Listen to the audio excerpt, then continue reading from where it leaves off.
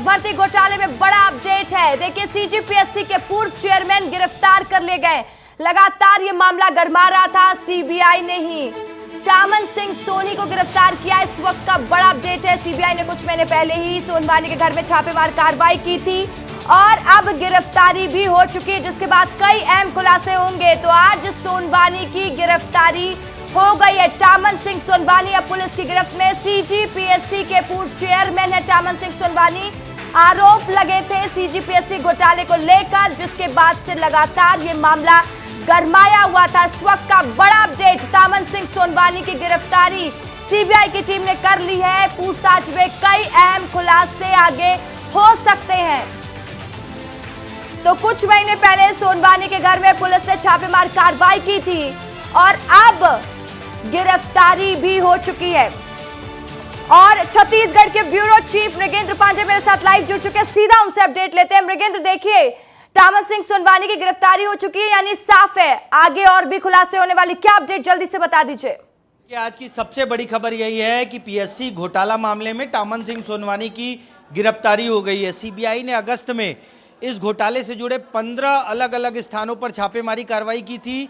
उसके बाद ये कयास लगाया जा रहा था कि इसमें जल्द गिरफ्तारी होगी और वो गिरफ्तारी आज हुई है। टामन सिंह सोनवानी पर यह आरोप है कि उन्होंने अपने परिवार के लोगों का पीएससी 2021-22 हुई थी, उसमें अपने परिवार के लोगों का सिलेक्शन किया, कुछ लोगों का पैसा लेकर सिलेक्शन किया। तो इस मामले में बड़ी अपडेट है।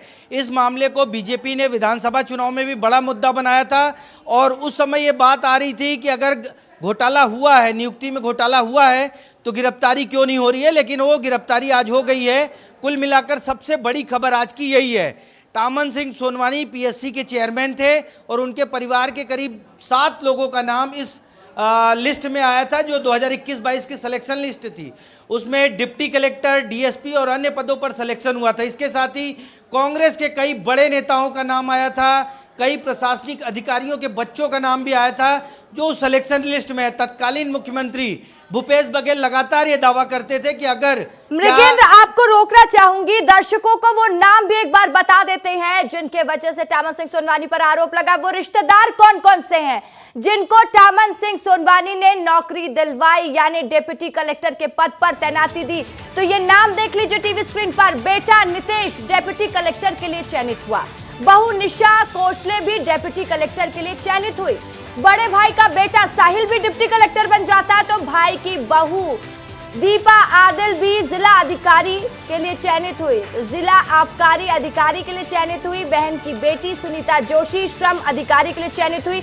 बड़े भाई का बेटा साहिल डीएसपी के लिए चयनित हुआ। तो परिवार के लोगों को ही जगह दी जा रही थी। सीजीपीएससी घोटाले का आरोपी अब पुलिस की गिरफ्त में है।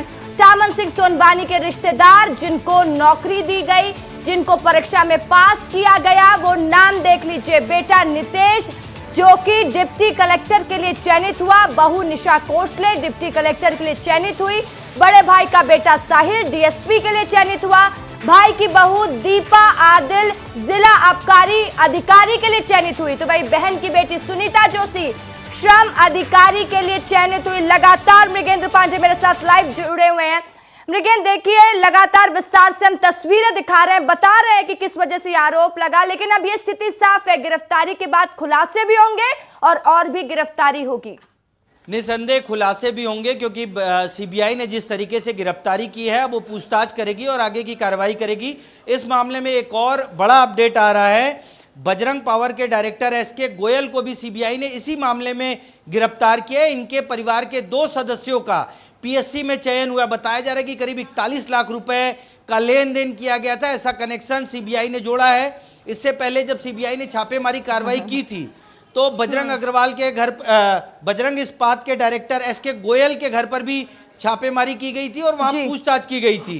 कुल मिलाकर ये लगातार मामला बढ़ता जा रहा है और कई नाम जो है और है जिनकी गिरफ्तारी इस मामले में हो सकती है। हमारे साथी रवि मिरी 2021-22 के इस घोटाले पर लगातार अपडेट देते रहे, लेते रहे, उनसे भी बात करेंगे। रवि, आज जो गिरफ्तारी हुई है उसके बाद क्या लग रहा है, क्या संकेत मिल रहे हैं? देखिए, ये मुद्दा विधानसभा चुनाव में भी बहुत बड़ा रहा, क्योंकि प्रधानमंत्री नरेंद्र मोदी जब छत्तीसगढ़ आए थे, चुनाव कैंपेन की शुरुआत हो रही थी, तब भी इस घोटाले का जिक्र हुआ था और प्रधानमंत्री नरेंद्र मोदी ने कहा था कि जब हमारी सरकार बन जाएगी छत्तीसगढ़ में तो सीबीआई की जांच करवाएंगे और छत्तीसगढ़ के युवाओं के साथ जो घोटाला हुआ है, उनके साथ जो गलती हुई है, उसको ठीक करेंगे, ये उनका वादा था। तो उसी हिसाब से बीजेपी इसको बड़ी सफलता मानेगी, क्योंकि बहुत बड़ी गिरफ्तारी हुई है।